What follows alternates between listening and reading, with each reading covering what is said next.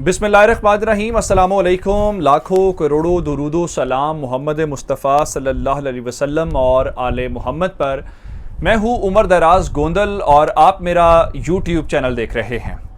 नाज़रीन, आज जनरल बाजवा ने नून लीग के गढ़ में हाथ डाल दिया है और आज तवक्को तो यही थी कि जनरल बाजवा मामूल के मुताबिक लाहौर आएंगे। लाहौर में आर्मी चीफ आमतौर पे आते हैं, लेकिन एलामिया जारी नहीं होता, ना ही उनकी मसरूफियात के मुतालिक बताया जाता है। लेकिन आज उनकी हैपनिंग्स जो कुछ हुई वो मैंने आपके सामने रखी। जो रिटायर्ड फौजी अफसरान हैं उनके साथ जो उनकी गुफ्तगू हुई, जो हमारे ज़राए ने हमें बताया, फिर ISPR का एलामिया आया, उसमें भी हमें बताया गया है। लेकिन आज नून लीग को जनरल बाजवा ने बड़ा सख्त पैगाम दिया है। नून लीग कुछ डैमेज कंट्रोल करने की कोशिश कर रही थी कि नहीं, हालात बहुत ठीक है, हम इस्टेब्लिशमेंट के साथ हैं, इस्टेब्लिशमेंट हमारे साथ हैं, देखें इस मामले के ऊपर भी माफ़ी तलाफी हो गई है, ये इस तरह से है, वो उस तरह से है। ऐसा हो नहीं रहा।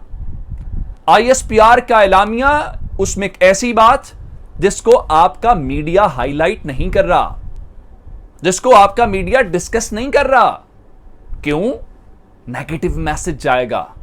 गवर्नमेंट के बारे में नेगेटिव मैसेज नहीं देना, एड्स लेने हैं और मसाइल हैं। चूंकि इमरान खान के खिलाफ तो सब सफरात है ना जनाब, तो अब ये जो नए आए हैं इनके साथ तो नहीं बिगाड़ दी।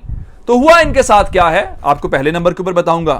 दूसरा, नून लीग के अपने लोगों ने, इत्तेहादियों की बात नहीं कर रहा, MKM की बात नहीं कर रहा, पीपल्स पार्टी की बात नहीं कर रहा, वो अलग टूट फूट है, उसकी अलग से बात करूंगा। नून लीग के अपने लोगों ने वजीर आजम मियां मोहम्मद शहबाज शरीफ के अंडर काम करने से इनकार कर दिया है। अब इस शराब को आप बोतल की पैकिंग तब्दील करके जिस तरह से बेचना चाहते हैं वो बेच लें, लेकिन असल हकीकत हमारे पास जो है मैं आपके सामने वो रखूंगा। लेकिन अगर आपने अभी तक चैनल सब्सक्राइब नहीं किया और आप चाहते हैं कि आपको मुस्तनद और बरवक्त खबरें मिलती रहें, तो हमारा चैनल सब्सक्राइब कर लीजिए, बेल आइकन के ऊपर क्लिक कर लीजिए, ताकि हमारी आइंदा आने वाली वीडियोस बर वक्त आप तक पहुंचते रहे। जनरल बाजवा लाहौर में आज आए, मसरूफ दिन गुजारा और उसके बाद पाक फौज के शोबा ताल्लुकात अमन ने शाम कोई 9 बजे के आसपास या 8 से 9 के दरमियान एलामिया जारी किया। और मैंने आपको खबर आज पहले ही दे दी थी तकरीबन 7 बजे के आसपास कि इस हवाले से वहाँ पे गुफ्तगू क्या हुई है और आर्मी चीफ ने इमरान खान से मुतल्लिक क्या बातें की हैं और क्या कहा है कि लग ये रहा है कि वो वज़ीर आज़म मुंतखब होकर दोबारा आ जाएंगे, और अगर आ जाएं तो हम खुले दिल से उनको वेलकम करेंगे, हम उनको एक्सेप्ट करेंगे, हमारी तरफ से कोई ऐसी बात नहीं है। और इस हवाले से DG ISPR भी कह चुके हैं कि इमरान खान और जनरल बाजवा के दरमियान एक बड़ा अच्छा बाहमी एहतराम का ताल्लुक है। और फिर इमरान खान ने भी कल कह दिया, जनाब मैं फ़ौज से और इदारों से तसादुम तो चाहता ही नहीं हूँ, ये हमारे अपने इदारे हैं, ये हमारे अपने लोग हैं, तो इस तरफ नहीं जाएंगे। लेकिन अब आते हैं उस बात की तरफ जिसको आपका मीडिया हाईलाइट नहीं कर रहा। अच्छा, एक बात, अगर इमरान खान की आखिरी मुलाकात को लेके उस रात को जिस दिन इमरान खान के खिलाफ तहरीक अदम एतमाद पास हुई है, इतनी स्पेकुलेशंस की गई, जी आर्मी चीफ आए थे, DG ISI आए थे या नहीं आए थे, हमने भी आपके सामने सारी डिटेल्स, BBC वाला मजमून भी लिखा। लेकिन ये कौन सा मीडिया था पाकिस्तान का जो कह रहा था कि इमरान खान नहीं मान रहा था, फिर मनाया गया उसको? स्पेकुलेशंस कर रहे थे ना। आपको एक हफ्ते से आर्मी चीफ नहीं मिला वजीर आजम को, आपको ये बात कहीं सुनाई दे रही है? अब आप कहेंगे फौज कह रही है जी हम सियासत से हमारा ताल्लुक नहीं है। वजीर आजम से मिलना सियासत नहीं है।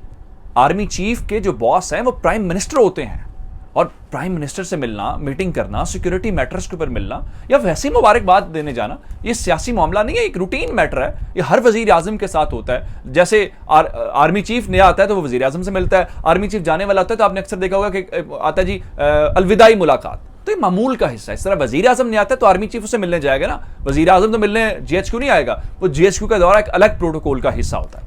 अब इस सारी सूरत हाल के दौरान मैंने आपको ये बताया कि ये सारी बातें जो है कि अब जब इमरान खान ने भी नहीं लताड़ा आर्मी को कल, जो कि तवक्को थी, तो चीज़ें थोड़ी सी और समत में जाती हुई नजर आ रही हैं। अब एक वाकया मैं आपको याद दिलाना चाहता हूँ। कुछ दिन पहले मेजर हारिस जो हैं, पाक फौज के अफसर हैं, हाजिर सर्विस अफसर थे, उनकी गाड़ी को रोका गया। सामने नून लीग के लोगों ने गाड़ी लगाई और उनकी गाड़ी के शीशे तोड़े, न सिर्फ शीशे तोड़े बल्कि उनके ऊपर भी तशद्दुद किया गया। जो तस्वीर आई वो जाहिर बात है कोई अच्छी तस्वीर नहीं थी और फौज के अंदर उसके ऊपर एक गुस्सा था। उसके फौरन बाद जब सिचुएशन खराब हुई तो नून लीग के लोगों ने जाकर गिरफ्तारी दे दी, जिसमें ख्वाजा सलमान रफीक साहब थे और हाफिज नौमान थे। उन्होंने कहा जी हम किसी के डर से नहीं कर रहे, हम आइन कानून और ज़ाब्तों के तहत हम आए हैं। और उसके बाद CCP लाहौर ने बताया जी उनके खिलाफ शवाहिद नहीं है, वो मौके पर मौजूद नहीं थे और उनको जो है वो छोड़ दिया गया है और उनकी रिहाई हो गई है। अब अगर उसके बाद फिर मेरे पास खबर ये थी कि ख्वाजा बरादरान जो है वो इस्लामाबाद के अंदर माफ़ी तलाफ़ी की कोशिश कर रहे हैं। उनकी ख्वाहिश ये है कि मसला बैठ के या बातचीत से हल हो जाए। अगर वाक़तन माफ़ी तलाफ़ी होगी थी तो फिर माफ़ी तलाफ़ी नज़र आनी चाहिए थी। ISPR के जो एलामिया होता है ना, वो बड़ा ख़ास अल्फाज का चुनाव होता है और ख़ास मकसद के लिए चीज़ें होती हैं। वो इतनी आम रूटीन में नहीं होती जैसे फलां मीटिंग होगी तो नो, उसकी वजह होती है मीडिया कवर करता है, मीडिया हाईलाइट करता है, डिस्कशंस होती हैं। अब अगर माफ़ी तलाफ़ी हो गई थी, लेकिन आज मेजर हारिस को मिलने, उनकी तबीयत दरियाफ्त करने आर्मी चीफ खुद पहुंचे, इसकी क्या ज़रूरत थी? चलिए, अगर उनकी इयादत कर भी ली थी तो बाकायदा तौर पे एलामिया के अंदर उसको शामिल करना क्यों ज़रूरी था? चलिए, अगर एलामिया के अंदर शामिल करना भी ज़रूरी था तो फिर तस्वीर जारी करने की क्या ज़रूरत थी?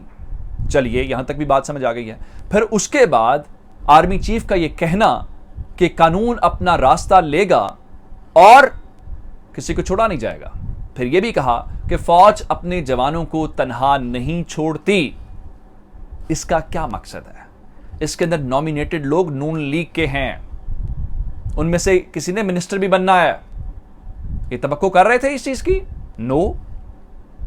तो अब ये भुगते हैं। और आर्मी चीफ का मेजर हारिस की इयादत के लिए जाना इटसेल्फ एक सख्त पैगाम है। फिर एलामी और वो सारी कसर वहां पे पूरी हो गई। तो इसका मतलब यह है कि जनाब माफी तलाफी नहीं हुई, इसका जवाब देना पड़ेगा। मैंने आपको बताया था कि इस्लामाबाद में तब्दीली की हवाएं चल रही हैं और जब हवाएं चलती हैं तो जो पंछी हैं वो हवाओं का रुख देखते हैं और हवाओं के साथ यूं उड़ने की कोशिश करते हैं। ये क्या हो गया है मुल्क के अंदर कि 7 दिन हो गए हैं, हफ्ता हो गया है, वजीर आजम आ गए हैं लेकिन काबीना नहीं आ रही जनाब। कुछ तो ऐसा है लेकिन मीडिया उसको नहीं हाईलाइट कर रहा। वजह क्या है? मुंह बंद किए हुए। मीडिया बोलेगा तो फिर जाहिर बात है लोगों को अंदाजा होगा। तो मीडिया का तो काम ही लोगों को डाइवर्ट करना है। मीडिया का तो काम ही लोगों को असल हकीकत से खबर से छुपा के दूसरी तरफ घुमाना फिराना है, और वो काम बखूबी कर रहे हैं। और फिर नून लीग को तो ये काम लेना बहुत अच्छे तरीके से आता है। अब आते हैं वजीर आजम हाउस वाली टूट फूट के। मैंने आपको खबर दी थी कि जरदारी साहब ने इनकार कर दिया कि हम वजारतें नहीं चाहते। मैंने आपको एमकेएम वाली खबर दी थी कि वजारतें भी नहीं चाहते, और अब उन्होंने कहा है कि इमरान खान साजिश साबित करें तो हम इमरान खान के साथ खड़े हो सकते हैं। अब अगली बात सुनिए। अब खालिद मकबूल सिद्दीकी ने कहा है कि अगर हमारे मुआहदे के ऊपर अमल दरामद ना हुआ तो हम ज्यादा देर इंतजार नहीं करेंगे। ये वही एमकेएम है, ये वही मुआहदा है जिसके मुतालिक वसीम अख्तर उस दिन पार्लियामेंट के अंदर बैठे हुए थे, शहबाज शरीफ तकरीर कर रहे थे, वो पर्चियां भेज रहे थे कि यार जिक्र ही कर दो कराची वाले मुआहदे का, लेकिन मजाल है तो अब उनको असल में कराची जलसे की तकलीफ है। लेकिन आज टूट फूट ये नहीं है। मैं टूट फूट आपको बता देता हूं। आपको अंदाजा है कि नून लीग के अंदर 2 ग्रुप्स हैं। आप मानेंगे नहीं, बहुत सारे लोग नून लीग वाले भी नहीं मानते, लेकिन ऑफ द रिकॉर्ड मान जाते हैं। एक मरियम बीबी और नवाज शरीफ वाला ग्रुप है जिसमें शायद खाकान अब्बासी, जुबैर साहब, ये सारे के सारे, परवेज रशीद है।